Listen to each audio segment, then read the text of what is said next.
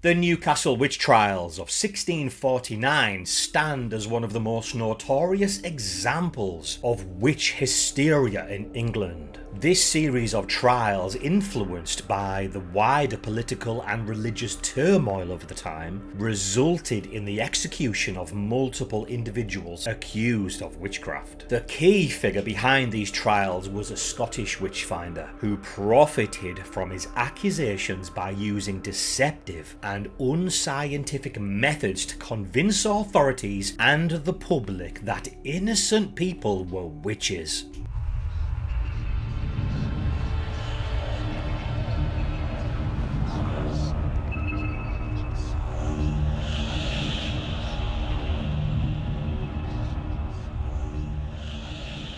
By going over documented history, the trial process, the fraudulent techniques used by the witchfinder, we can understand how fear and superstition were manipulated for personal gain, leading to tragic consequences. The 17th century was a time of great instability in England. The English Civil War had caused widespread disruption, leading to social and political upheaval. The war had pitted royalists against parliamentarians, and in the wake of King Charles I's execution in 1649, England was left in a state of uncertainty. This unrest created ground for fear and paranoia, especially concerning perceived threats such as witchcraft. In addition to the English Civil War, Scotland had enacted the Witchcraft Act of 1649, intensifying witch hunts across the country. Scottish witch trials had already been notorious for their brutality, and the influence of these practices soon spread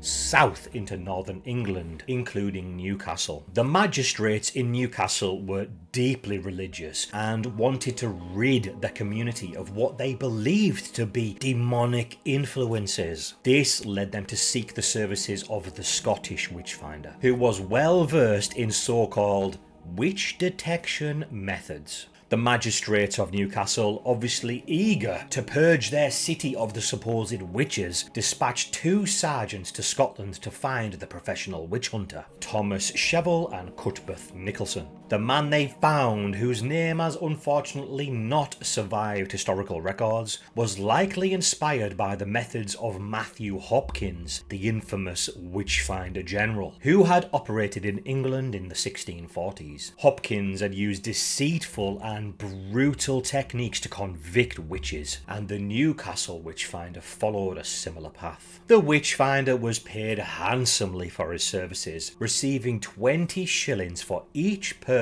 he identified as a witch. Makes sense now, doesn't it, why he found so many witches? It was all over a bit of cash and helping himself get by. This financial incentive meant that he had every reason to ensure that as many people as possible were accused and convicted. To achieve this, the cheeky devil, he employed a range of tricks to convince the authorities that the accused were indeed guilty of witchcraft. The Newcastle witchfinder relied on various dubious methods to identify witches that included: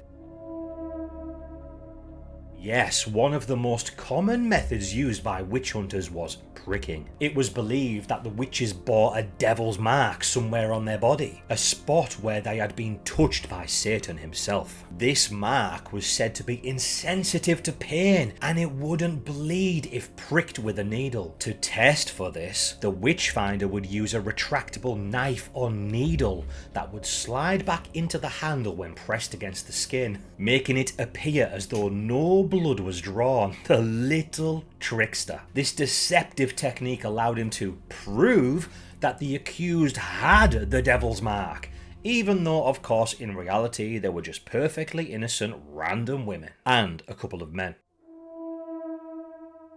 Another infamous test was the swimming or dunking test. It was believed that the water would reject witches because they had renounced their baptism. To test this, the accused were bound and thrown into the water. Their hands were tied to their feet. I mean, come on, how are they going to be able to swim like that? And in other cases, as you can see, sometimes they were tied to a chair and dunked, which was just absolutely horrific. But hey, The people thought if they floated, they were deemed guilty of witchcraft, and if they sank, they were considered innocent, but of course drowned in the process. This cruel method was both unreliable and of course inhumane. Yet it was widely used to justify these executions of these witches.